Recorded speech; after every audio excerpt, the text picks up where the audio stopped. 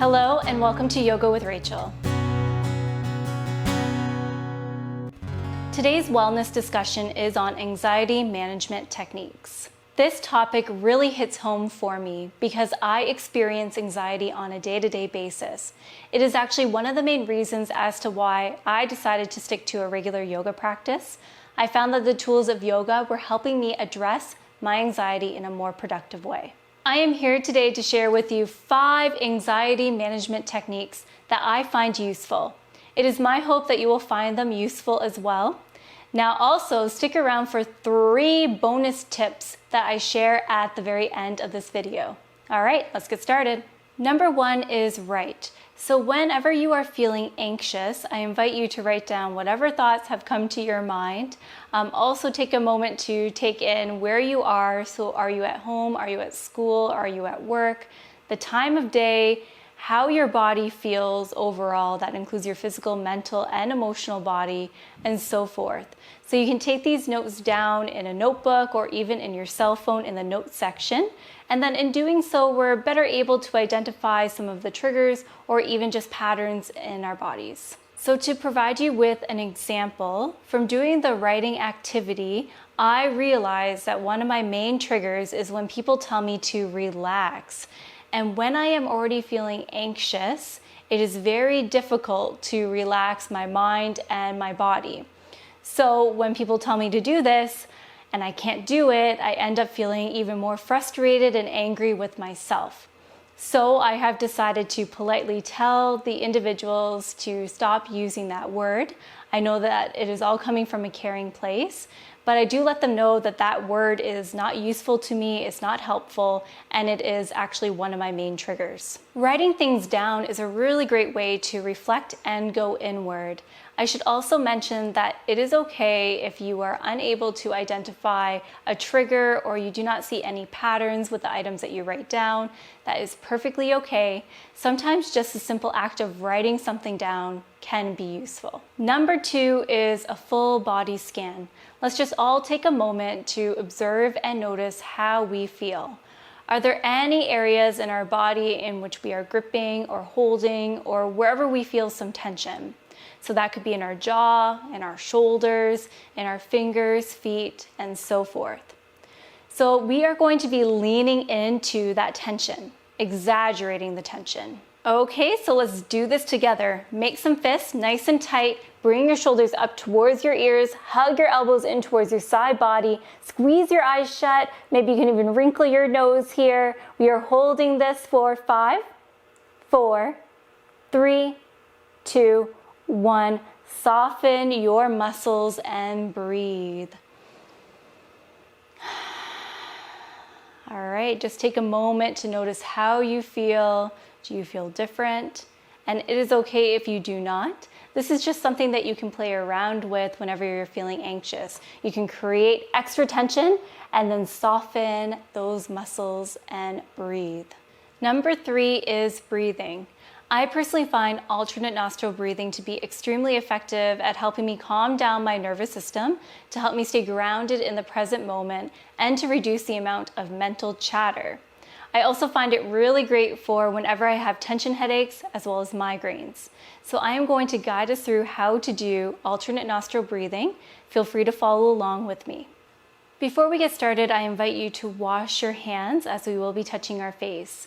Let's curl in our index finger, middle finger, as well as our ring finger, leaving the pinky and the thumb out, kind of like a hang loose sign. Bring your thumb to your right nostril and close your right nostril. Let's breathe on in through the left side. Holding your breath at the top, switch.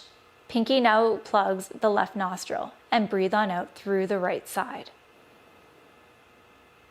Keeping your pinky where it is, breathe on in through the right nostril.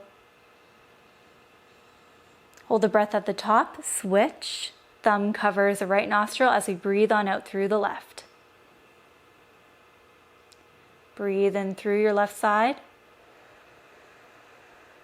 Hold the breath there, switch, and now breathing on out through the right. Breathe in. Holding the breath. Breathe on out. Breathe in through our left nostril.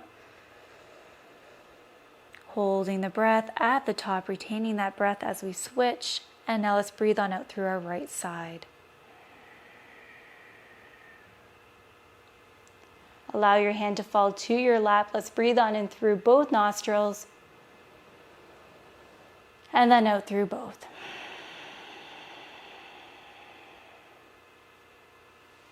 I personally like doing alternate nostril breathing for at least 3 minutes in order to achieve some of the really great benefits of this breath technique.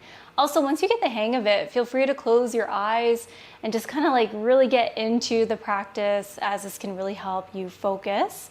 And if you did try this technique, feel free to let me know how it went for you in the comment section down below.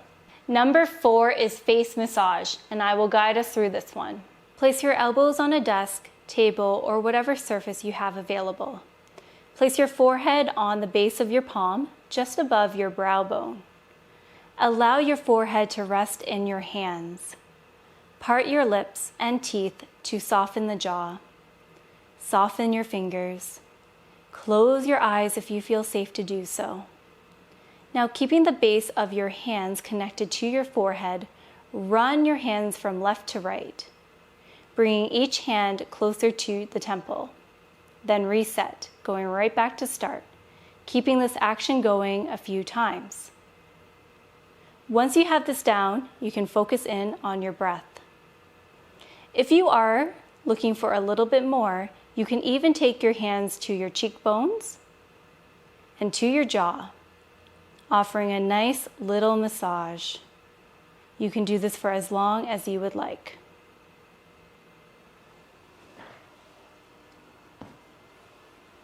Number 5 is play. Yes, you heard me right. Make some time for play.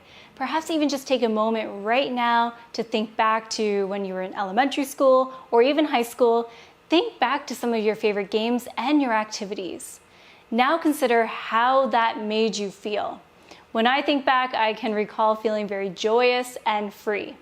So examples of play could be playing badminton, throwing around a football, going through a corn maze, dancing to some really cool old school music, maybe even singing, reading, playing with your pet, and so forth. Really, the sky's the limit. So basically, it's like letting go of all the adult stuff just for a moment, letting go, being free. And I literally have a shirt that reminds me of that. Done adulting for today. Maybe every day for me though. Okay, so we are moving on into our bonus tips. Number 1 is check in with how you are feeling. And what I mean by this is ask yourself, am I hungry? Am I thirsty? Am I tired? Sometimes that's really all that we need, just checking in with our basic needs. Number 2 is to talk to someone that you trust. For me, that is my partner. He is a really great listener. He knows when I'm looking to just simply vent or if I'm looking for advice. So sometimes just talking to someone that you trust can be really useful. Finally, number 3 is movement. A little bit of movement does go a long way, even if it is only 30 minutes of activity. So this could be going for a walk, getting some fresh air, soaking up the sunshine, getting that vitamin D. It could be dancing, some cardio exercises, aerobics, yoga, and so forth. Just get out there and move. Okay, so I really hope that you found this video useful. Feel free to let me know which technique was your favorite in the comment section down below. For more great content, please subscribe to Yoga with Rachel and also ring that notification bell. It is also a really great way in which you and I can stay connected.